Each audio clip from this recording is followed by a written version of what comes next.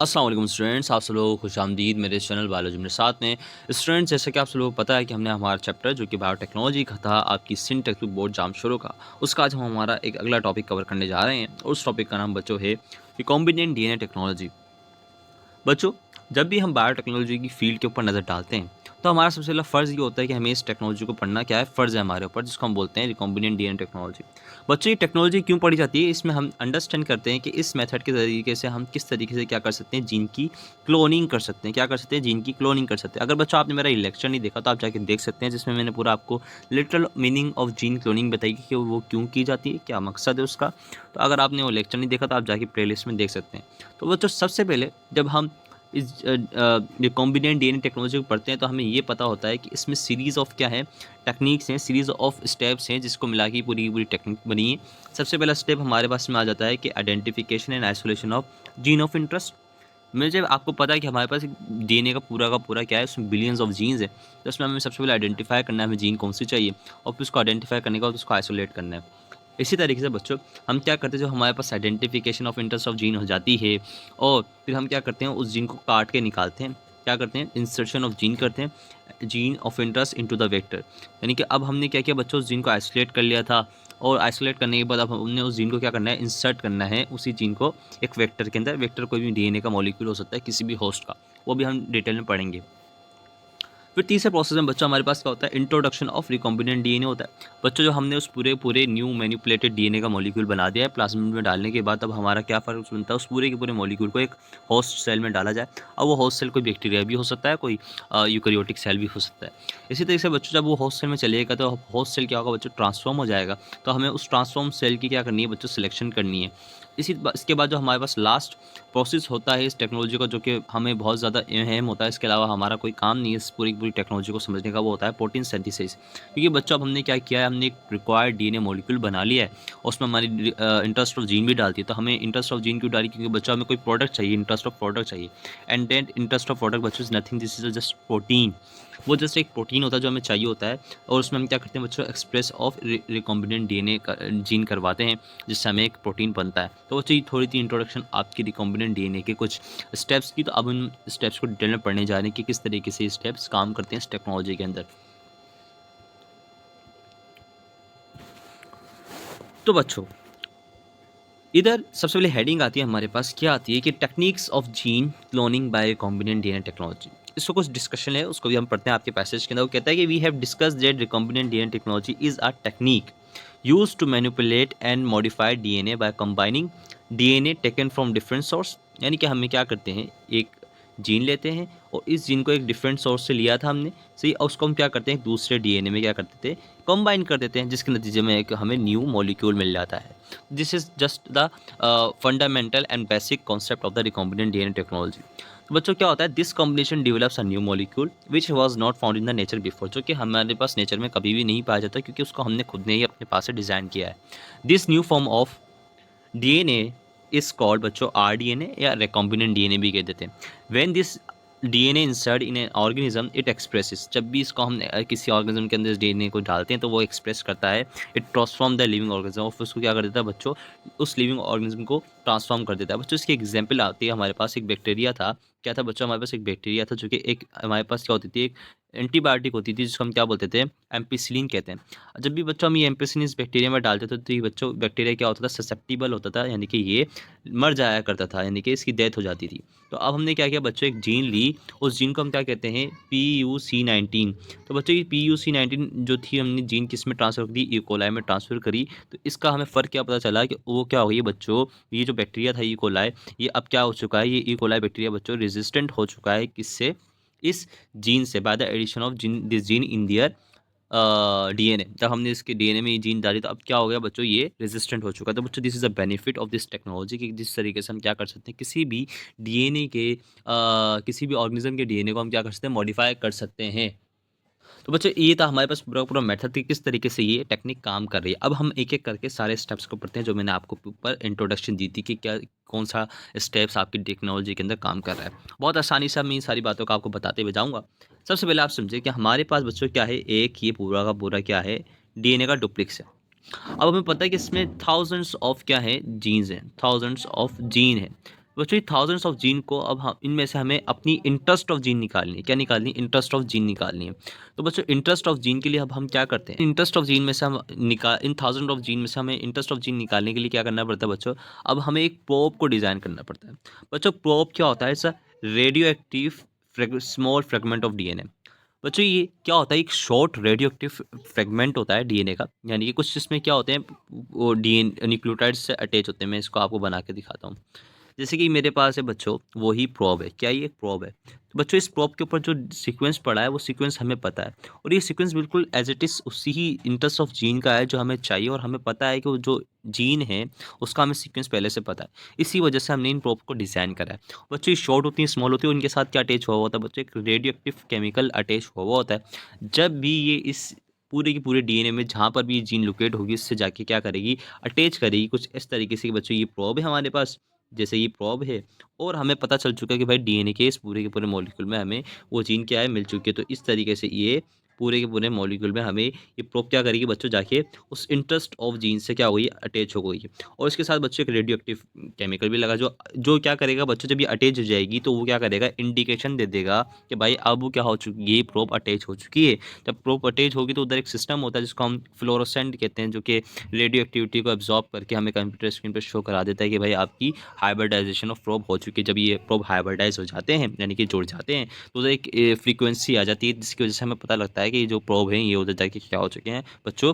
Hybridise हो चुके हैं। तो बच्चों ये बात आपको यहाँ तक समझनी थी कि किस तरीके से हमने प्रोब को लिया और हमने समझा कि जीन किस तरीके से हमें पता चलती है, और फिर हमने उसको उस डीएनए के सॉल्यूशन में डाल दिया। अब क्या हो चुका है बच्चों? ये प्रोब हाइब्रिडाइज हुई, और इस प्रोब के साथ बच्चों एक एंजाइम हुआ कुछ इस ग्लोब्यूलर तरीके का।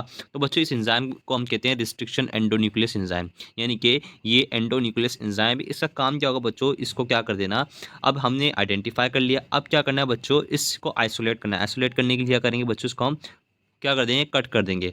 अब इसको हमने जब कट कर दिया तो बच्चों अब हमें क्या मिल चुकी है? पूरी की पूरी एक इंटरेस्ट ऑफ जीन आइडेंटिफाई भी कर लिए, और उसको हमने क्या कर लिया है? आइसोलेट भी कर लिया। तो बच्चों this is a work in the first step of this technology. तो अब इसको हमने पूरे अच्छे तरीके से समझा है। अगर पसंद आया तो लाइक करो ताकि अब हम आगे बढ़ें। तो अब आप ये पैसेज पढ़ेंगे तो मैं आपको कह सकता हूँ कि आपको पूरी की पूरी बात समझ में आ जाएगी। तो अब हम पढ़ते हैं हमारे दूसरे पैसेज की तरफ, यानी कि दूसरे स्टेप ऑफ दिस टेक्नोलॉजी के, जो कहता है ये है कि अब हमें क्या करना है बच्चों? Insertion of interest of gene into the vector. अब बच्चों आपको पता है कि हमने क्या कर लिए है, हमने उस जीन को क्या कर लिया बच्चों? आइसोलेट कर लिया है। अब क्या होता है बच्चों? हमारे पास कुछ होते हैं क्लोनिंग वेक्टर्स। क्या होते हैं बच्चों? क्लोनिंग वेक्टर्स होते हैं। बच्चों क्लोनिंग वेक्टर्स ज़्यादातर क्या होते हैं? ये होते हैं हमारे पास एक्स्ट्रा क्रोमोसोमल डीएनए होते हैं। किसके बच्चों? ये जो ज़्यादातर किस में पाए जाते हैं? बैक्टीरिया में पाया जाता है। अच्छा, अब कैसे कि अब इसका मकसद समझना पड़ेगा कि एक्स्ट्रा क्रोमोसोम हम बोल क्यों रहे हैं। जैसे कि अब ये हमारे पास है बच्चों, ये एक बैक्टीरिया है। जैसे ये बैक्टीरिया के पास का खुद का भी क्रोमोसोम पड़ा हुआ है कुछ इस तरीके से, और उसके बराबर में ही कोई एक्स्ट्रा क्रोमोसोमल डीएनए भी पड़ा है कुछ, जो कि बिल्कुल सर्कुलर होता है, यानी कि जो कि ऐसे बना हुआ होता है, ऐसे ऐसे। दिस इज अ बच्चों प्लाज्मिड। अब हम क्या करते हैं बच्चों? इस प्लाज्मिड को लेते हैं बैक्टीरिया के, उसको हम बाहर लेने के बाद इसको कुछ हिस्सा बड़ा सा हमें दिखेगा।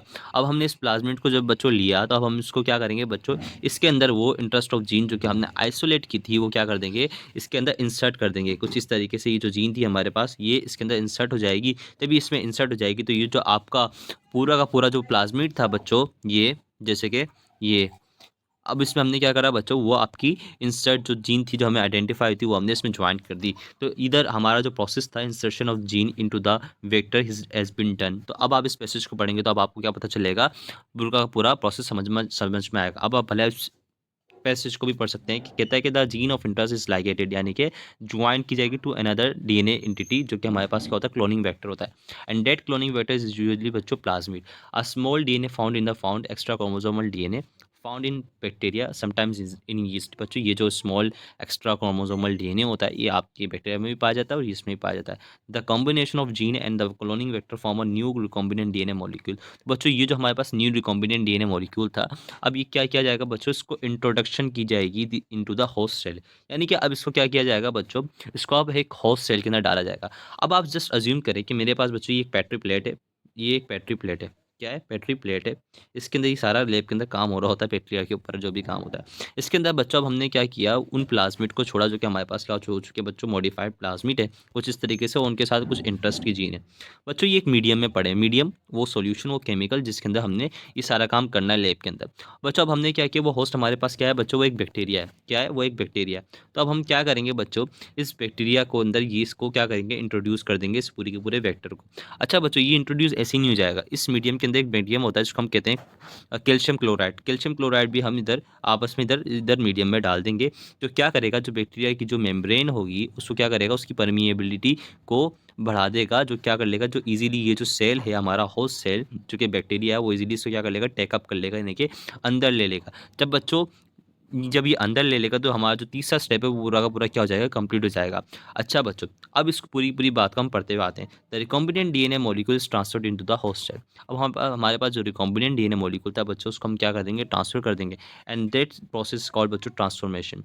जो प्रोसेस होगा जिसके अंदर हम जब हम रिकॉम्बिनेंट डीएनए डाल देंगे उस होस्ट सेल के अंदर, तो इस पूरे प्रोसेस को हम क्या कहते हैं बच्चों, ट्रांसफॉर्मेशन कहते हैं। इसके अंदर क्या होता है बच्चों, it involves incorporating the recombinant DNA into host cell genome, जिसमें हम क्या करते हैं बच्चों, इस पूरी पूरी रिकॉम्बिनेंट डीएनए को इनकॉर्पोरेट कर देते हैं उस होस्ट सेल के जीनोम में। It can be perform by putting host cell, जो कि हम बिल्कुल कैसे परफॉर्म करते हैं, पुट कर देते हैं, यानी कि हम होस्ट सेल को अंदर उसके अंदर रख देते हैं उस सॉल्यूशन के साथ। और उस मीडियम का क्या नाम होता है बच्चों, कैल्शियम क्लोराइड होता है, which makes the membrane more permeable for the recombinant DNA. तो बच्चों इस तरीके से पूरा का पूरा काम होता है। अब बच्चों इधर सवाल आता है कि सर सारे के सारे सेल्स तो वो पूरा का पूरा जो प्लाज्मिड था उसको नहीं लेंगे, तो अब हमें क्या चाहिए, अब हमें उस पूरे के पूरे मीडियम में देखना है कि वो बैक्टीरिया ही आइडेंटिफाई करने हैं जिन्होंने उस प्लाज्मिड को लिया है, और बाकी उन सारे के सारे और जो क्या हुए हैं बच्चों, ट्रांसफॉर्म हो चुके हैं, यानी कि क्या हो चुके हैं, ट्रांसफॉर्म सेल बन चुके हैं। और जिन्होंने उसको लिया ही नहीं है उनको क्या कर देना है, उनको हटा देना है। उसके लिए हम क्या करते हैं बच्चों, एंटीबायोटिक्स लगाते हैं। क्योंकि बच्चों जब हमने प्लाज्मिड का डीएनए का मॉलिक्यूल बनाया था उसके साथ हमने बच्चों जीन ऑफ इंटरेस्ट के साथ एक और जीन लगाई थी बच्चों, किसी एंटीबायोटिक की। क्यों, क्योंकि हमें पता था, क्योंकि अब हमें इसको आइसोलेट भी तो करना है ना बच्चों। जब हमें आइसोलेट करना है तो उसके लिए जाहिर सी बात है हमने एक ऐसी जीन लगानी थी जो किसी एंटीबायोटिक से उस बैक्टीरिया को बचा के रखे। और जब हमें ये एक आइडेंटिफिकेशन के लिए भी था, जब हमें क्या करेंगे, जब मिसाल के तौर पर मैंने एमपी डालनी है तो बच्चों ये वाला बैक्टीरिया तो एम्पिसिलिन से क्या रेजिस्टेंस है, क्योंकि इसमें वो वेक्टर हमने डाला है जिसके अंदर हमने ये रेजिस्टेंट एंटीबायोटिक के लिए जीन डाली थी। तो अब क्या होगा, अब वो बैक्टीरिया मर जाएंगे जिनके पास वेक्टर नहीं होगा। क्यों, क्योंकि उनके क्यों क्यों मर रहे हैं बच्चों एंटीबायोटिक से, क्योंकि बच्चों उनके पास वो वेक्टर ही अवेलेबल नहीं है, उनके पास उन्होंने वो वेक्टर ही नहीं लिया अपने अंदर जिसके पास वो जीन थी, जो कि एक्सप्रेस नहीं हो पाए। जो एक्सप्रेस नहीं हो पाए बच्चों, उसने उस बैक्टीरिया को क्या कर दिया, किल करवा दिया उस एम्पिसिलिन से। अब हम इस प्रोसेस को समझते हैं जो कि मैंने आपको अभी मुंह से बताया, अब उसको हम आपकी बुक के टेक्स्ट से पढ़ेंगे। बोलता है सिलेक्शन, अब सिलेक्शन करनी है, आइसोलेशन ऑफ ट्रांसफॉर्म सेल। बच्चों जिन सेल्स ने अब वेक्टर ले लिया वो ट्रांसफॉर्म हो चुके हैं, जिन्होंने नहीं लिया वो क्या हो चुके हैं बच्चों, वो नॉन ट्रांसफॉर्म सेल्स हैं। The host cell which successfully take up the recombinant DNA with gene of interest are identify and selected. अब हमें क्या करना है, उन्हीं सेल को सिलेक्ट करना है जो ट्रांसफॉर्म हो चुकी है, उन्होंने जीन ऑफ इंटरेस्ट को ले लिया है। And this selection is achieved by using the specific marker present in cloning vector.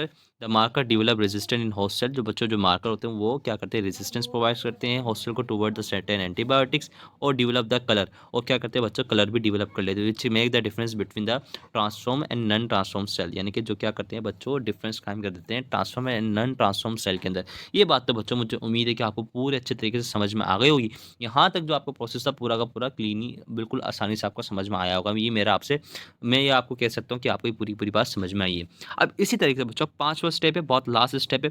देखिए बच्चों, हमने पूरा प्रोसेस इसलिए करवाया क्योंकि बच्चों हमें एक प्रोडक्ट चाहिए थी, और वो जो प्रोडक्ट होती है बच्चों वो कुछ नहीं होती, वो होती है एक प्रोटीन। यानी ये प्रोटीन हमें सिंथेसाइज करवानी। अब प्रोटीन कैसे सिंथेसाइज होगी बच्चों, ये एक बैक्टीरिया है और इसने बच्चों वो हमारा वेक्टर भी ले लिया है। और जब उसने वेक्टर ले लिया तो वेक्टर के पास बच्चों हमारी इंटरेस्ट ऑफ जीन भी है। क्या है, इंटरेस्ट ऑफ जीन है। तो बच्चों अब इसका जो आखिरी काम होगा ना, इसको अब होना है क्या है बच्चों, एक्सप्रेस होना है। इस जीन को क्या होना है बच्चों, एक्सप्रेस होना है। और ये जीन कैसे एक्सप्रेस होगी, बाय सिंथेसाइजिंग प्रोटीन जो जो हमें चाहिए। अब जब ये प्रोटीन सिंथेसाइज करेगी तो हमें वो प्रोडक्ट मिल जाएगी which actually use for the research of medicine and industries को जो भी प्रोडक्ट चाहिए वो भी उन्हें मिल जाएगी, बहुत सस्ते तरीके से मिल जाएगी। सबसे पहली बात इस टेक्नोलॉजी का ये है कि इसमें हमें कोई भी एक्स्ट्रॉर्डनरी होस्ट नहीं चाहिए होता, बैक्टीरिया चाहिए। बैक्टीरिया को आप मार भी दो, कोई आवाज़ थोड़ी ना करता, उसके लिए हमें परमिशन भी नहीं चाहिए होती। हम उसको हम उसके लिए हम सस्ता खाना भी ले सकते हैं, उसको हम ईज़िली ग्रो भी करवा सकते हैं, उसके लिए कोई इतनी ह्यूज मेंटेनेंस नहीं होती।